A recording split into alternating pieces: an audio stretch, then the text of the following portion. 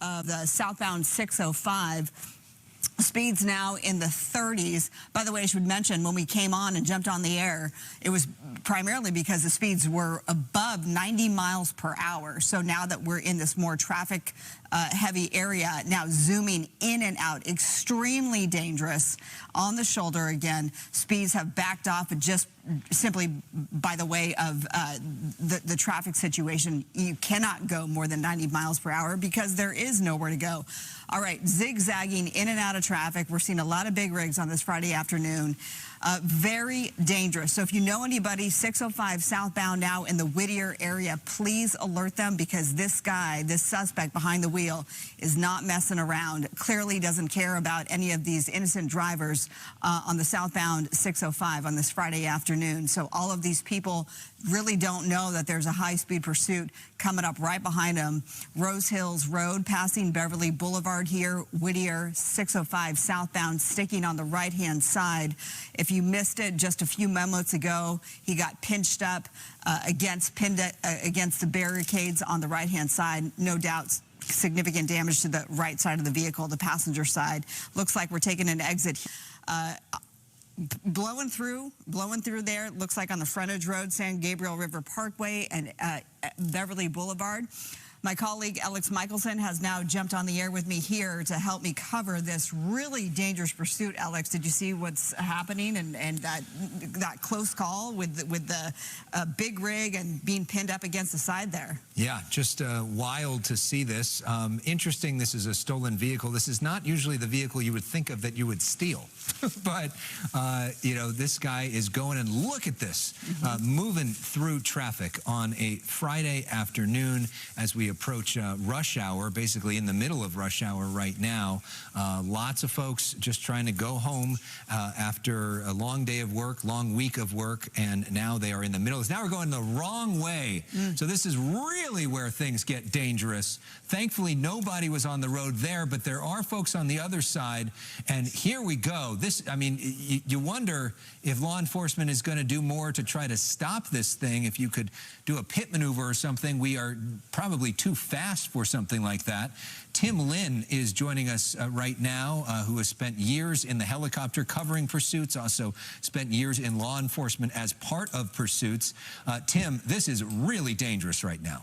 Yeah, this is as dangerous as it gets. I mean, this guy here is at high speeds, wrong side of the street, and no regard for the motoring public around him. This thing has been really fast up on the freeways, and now that it's down on the surface streets, that just puts it at another level of danger with him going through intersections, hitting turns, and on the wrong side of the street. So it's going to be really something here with the Ontario PD still chasing a stolen vehicle here for quite a while. But and talk about the danger and the strategy you use from a law enforcement perspective when somebody is going on the wrong side of the street, because the chances of a head-on collision, which could be deadly for somebody, increases exponentially when that's happening. Well, the first rule for the pursuit is not go on the wrong side of the street with them. You know, try to stay on your side as best you can. And you see here he's using it to his advantage to get around traffic. But it's, yeah, you try not to take the wrong side with it. You try to parallel on the right side, because you don't want to take a head-on yourself with this. Now, in a situation like this, normally what you'll see is the police departments go into a surveillance mode where they let the helicopter follow and let the ground units back off, hopefully trying to get that driver to calm down his driving once he doesn't see the red lights in the rearview mirror. But people like this who get real desperate and try to get away so fast and as recklessly as this guy's driving, I don't think that's going to change anything if they go into a surveillance mode. Whoa. Okay.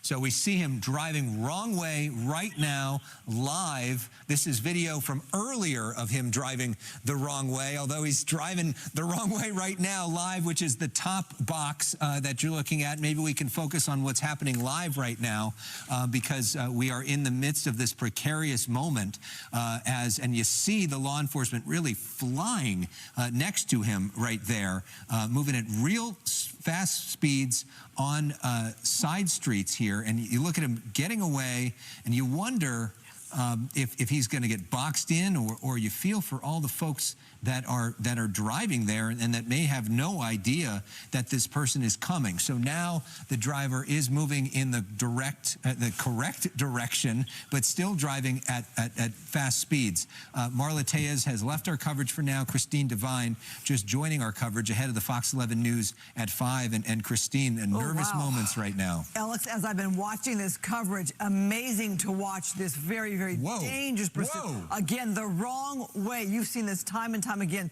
throughout this pursuit. It's amazing. Nobody has been hit already. Okay, so look at all the cars that are here. This is really bad right here. And you hope they're getting out of the way, but you know, the speed. There are some cars that may not know that this person is coming, and you hope that they're not distracted on their phone or you know, doing something where they're not looking directly, because this is a split-second situation where we could see a collision at any moment. All these innocent drivers who have nothing to do with whatever is going on in this person's life, who are now right in the middle of this person's path. So, Tim, what can law enforcement do in this situation? Right now, moving slow enough to potentially do a pit maneuver, but with the speeds that this person is going and going the wrong direction, is there much that they can do?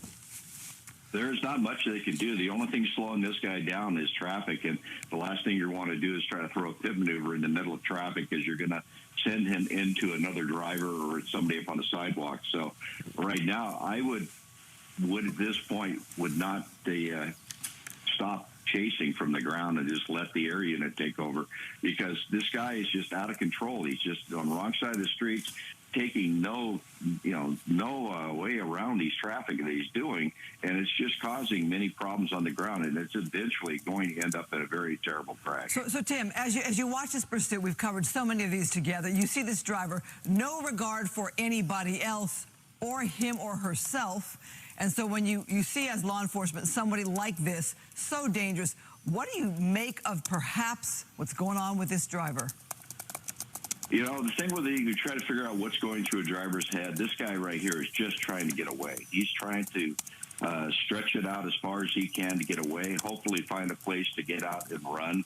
But the way he is driving, this is just way over the speed limits, way reckless, and there's a problem that he's not going to be able to handle if he comes up on cross traffic or somebody who just doesn't see him coming. But Tim, and the problem is, to me, it's like a death wish. This guy doesn't care if he gets hit or killed. Yeah. I don't think that's going through his mind. His whole thing is, I'm getting away. I want to get away. And he's not thinking of the consequences of what's going to happen at those speeds on surface streets. So right now, Ontario PD should go into a tracking mode and let that helicopter handle the chase and try to limit the liability to the people on the ground, because one car driving fast is one thing, a whole bunch of cars driving fast is another. So you just do what you can to try to stay on the helicopter to follow them, because all you're doing is going to cause a problem to where this guy is going to either hit a police car, a police car is going to hit a driver or hit another vehicle.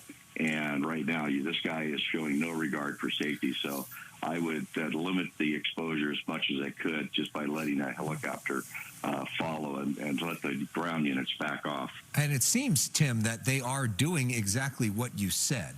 We do not see as many law enforcement vehicles, at least right on this person's tail. And sometimes the lack of presence of law enforcement vehicles will lead the driver to not drive as wildly and back off on some of the most dangerous maneuvers. We'll see if that happens in this case. We don't know much about what led to this stolen vehicle, if that was an armed carjacking, if this driver could be armed, why he or she would steal this particular vehicle, which is not, you know, a work truck of sorts? I mean, yeah, I mean, doesn't exactly look like if you're going to steal a car, this would be the one you would steal, but you wonder what the backstory is or the desperation that led to this person getting in this vehicle and taking it on this wild ride now in Whittier. We're on Bright Avenue and Whittier Boulevard as we approach the top of the 5 o'clock hour here on Fox 11, Christine. You know, Whittier is such a big area. I've been wondering why this driver hasn't gone onto one of the freeways or gone into other communities. But again, noting how big the Whittier area is, a lot of big, wide open streets, very dangerous there. You know, I watch this, I feel for every single innocent motorist that is encountering this driver, especially in the wrong lanes. Right there, like, what are these drivers thinking about their lives? These people trying to move out of the way, but you wonder how long this game is going to be able to last, and you just hope that it doesn't end really tragically for somebody, which, you know, this is like tempting fate to try this so many times with drivers coming this direction. This is not one of those pursuits, Christine, that we sometimes anchor at 10:45 at night when you have empty roads. I mean, this is almost 5 o'clock at night on a Friday when there's a lot of people out, and they are not expecting to see a stolen work truck coming at them. You see now the window looks like is down for this driver. It gives us a better sense of him. I mean, this is not a truck that has the most advanced handling capabilities either. And you wonder how much he's going to be able to ride this particular vehicle. Yeah, this is unbelievable, as much performance he's getting out of this small work truck here, and as much damage as that thing has. On the right side, there's a lot of damage on the right-hand side, but right now his tires are holding up. But you have to realize he's driven this thing at a high rate of speed now for up to 25 minutes. His brakes are going to start giving out on him. The tires, their condition, start overheating. And then he's going to come up on an intersection where he's going to need all the braking he can get. And it's going to get to a point where he can't stop. So right now, we always hoped in police work that the driver would slow down once the units got off of him. But as you can see, this guy here, he's not showing any Tim, any signs of slowing down. Yeah, we're watching him again in the wrong lanes and going at those high rates of speed. Motorists coming right at him, trying to weave around him. You know, I want to say, is this person perhaps on drugs, but the way they're driving, I don't know. What's your take on that? Yeah, his motor skills are doing pretty well here with this weaving and bobbing. Okay, here we go. These different so now we see there's an open lane here without a lot of traffic. So now we do see a law enforcement vehicle trying to move in. Let's see what they might do to try to bring this thing to an end. That's the first time that we had seen one close up in a while. And just as you said, Tim, the presence of that vehicle caused him to drive even more erratically. And look at this. And now we've got a real pursuit is on. And you wonder, Tim, if some of this law enforcement is saying enough is enough, this is too dangerous, we've got to stop this thing somehow. Well, there's a point that you have to make in your mind in this pursuit, and it's as far as safety to the public is number one. You have you're duty bound to protect other drivers on the streets, and to not do things in such a violent way or dangerous way that you cause problems. The suspect is another thing, but as an officer, you are duty bound to protect the other drivers. So if it gets to a point where it's just too dangerous, you have to back off and let it go. And what happens. It's up to this driver. He's going to cause the end of this pursuit by his driving. Is there a danger in that, though? The counter to that is, if something happens, and we've been seeing this person just get away with this for so long, that then they're criticized for not doing more to stop it. Correct. You're going to get criticized either way. If you don't chase it, you're going to get criticized. If you chase it and hurt somebody, you're going to get criticized. So it's a no-win situation for the police departments. And they have to weigh all of this. You have a watch commander in the station watching this pursuit and giving directions to the supervisors in the field of what they want done.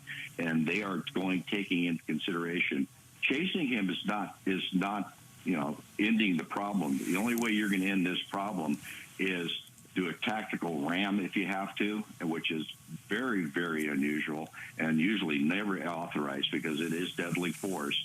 But at this point, you just have to be able to stay with him with the helicopters. You have the means to keep an eye on him.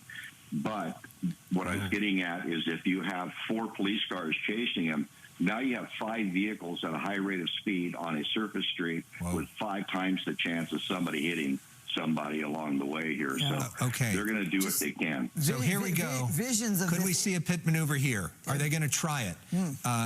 Tactical ram. It's definitely fast. to do it, but they're getting right up on the driver, going through another intersection. Still these wide open roads, Alex, at almost 5 o'clock here. Yeah. It's amazing that you have, I know, again, I say Whittier's very big community, a lot of big wide open roads there, but where's all the traffic you think of during rush hour in L.A.? Okay, let's see what happens here. We haven't seen them really engage this vehicle in a while. Could they try to ram it? Could they try to spin it? Or do they just try to stay on this person's tail? Now look at this, 90 miles an hour. And if you were even to try to ram or spin the car at that speeds, you think about the consequences could be deadly, and not only just for the driver of that car, but if it gets spun into another driver who happens to be coming nearby, wrong way. That's dangerous too. Now, wrong way. And Alex, my thoughts too, the officer who has to be put in that position to make that kind of move, dangerous for them as well, because that's a car crash if you do something like that. Exactly, and a car crash at that speed could kill multiple people. So we've got to be careful in the way that we cover this as well as we approach the top of the hour here on Fox 11. We are also about to welcome our audience that is joining us for the simulcast on our sister station, Fox 11 Plus. So it is now 5 o'clock, and we welcome you, those of you watching on Fox 11, those of you watching on Fox 11 Plus, those of you watching at foxla.com/live. We are watching the high-speed pursuit, a dangerous pursuit of a stolen vehicle. I'm Alex Michelson. And I'm Christine Devine. We thank you for being with us. What a terrible start to the Friday and weekend as we watch this very, very dangerous pursuit. The stolen vehicle here looks like to be some kind of work truck. We believe there's one person involved, a man there, driving it right now 50 miles per hour, but we've seen 90 on these surface streets. It looks to be wide open, which you don't think of LA traffic being wide open at 5 o'clock, but if you know the Whittier area, you know there are really big, wide roads there, and it's a big community. Now in the Downey-Norwalk area. But look at this driver here trying to plow his way through this intersection of unsuspecting motorists, even a bus having to stop for this driver. We are joined now by police specialist Tim Lynn, who has covered pursuits for years and also been a part of pursuits for years as a member of law enforcement. For people that are just joining us at the top of the hour, Tim, can you remind us of the real challenges for law enforcement in this pursuit, one of the more dangerous ones we've seen in a while?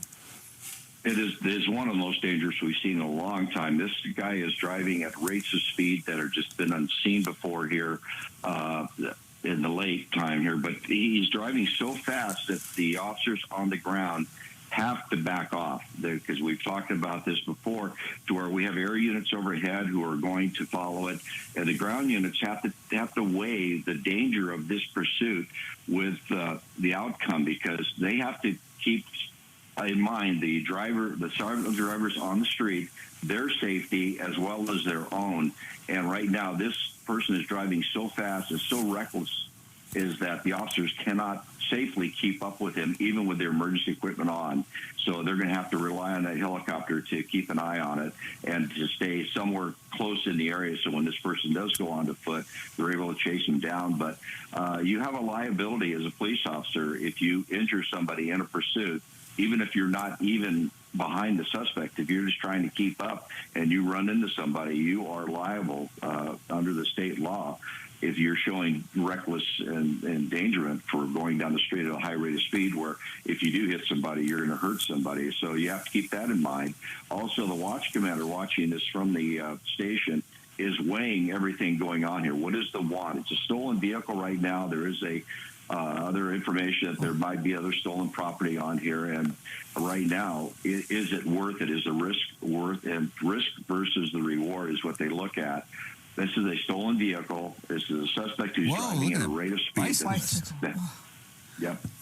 Tim, he's driving at a rate of speed that's going to injure somebody. Yeah, we're now in the Downey-Norwalk area. When we picked up this pursuit, we largely covered it in the Whittier area. But I'm also noting this driver has not gotten on any of the freeways that he could get on. Finally, you see a bit of traffic okay. here, but look at that evasive over move. that center median, which includes some plants That's there, what we've seen. and now going in the wrong direction once again. This is what makes this so dangerous, that this repeated move into the wrong direction, and the sort of amazing performance of this truck. That is not exactly the top of the line pick when it comes to performance. And now it looks like, Christine, we may be going on to the freeway. Here we go. And let's see how this changes the dynamics. So how does this change the equation now, Tim Lynn? Actually, once he gets on the freeway, it becomes a little bit better because you don't have cross traffic and he's unable to get the wrong way, and things of that sort. Traffic's moving a lot faster. Whoa. So, yeah. Whoa, look at this. Driving in the middle of the intersection there. This is where you think the guy may be on drugs. What is this move? So, and now potentially going on another freeway? What is going on here? You wonder, did the driver lose control of the vehicle? How did this happen? Why is he doing this? Yeah, might need to rewind on that there and see. Oh, man, and you see the law enforcement right there. This may be the end. Here? Oh. Uh-oh. Going into a wash? Oh, my God. Driving into a wash. Wow. Okay, and that it looks like a fence there. And driver's going to run. Door open. Door open. There he goes. It is a male, and he's now taking... Wow. Didn't see that coming. So he's now in a wash area underneath the freeway. You have to wonder how law enforcement can approach this now, being that they're on top of the freeway.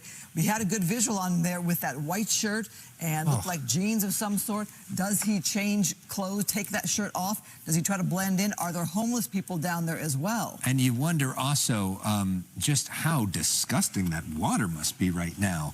When you think about the rain that has been coming earlier today, that wash probably would have been going really good. It's going to be going really good on Sunday. But now there's, I'm sure, a mix of a lot of things. We just saw a guy riding his bike that's concerning. On the side there. You do wonder, we do know, because we have not, as a society, dealt with our homeless population adequately. We have said it's okay to allow people to live by washes. There are usually homeless populations along washes. And that looks like there's somebody walking around there. I don't know if that was law enforcement or not. That was not somebody in the white T-shirt we saw earlier. Right. But it is hard for Skyfox, unless they have another outfit. You know? Had a jacket with them. Right. You know, as we watch this here, Alex, when I saw that person ride by on the bicycle, it let us know that there are pedestrians and that there are people down there.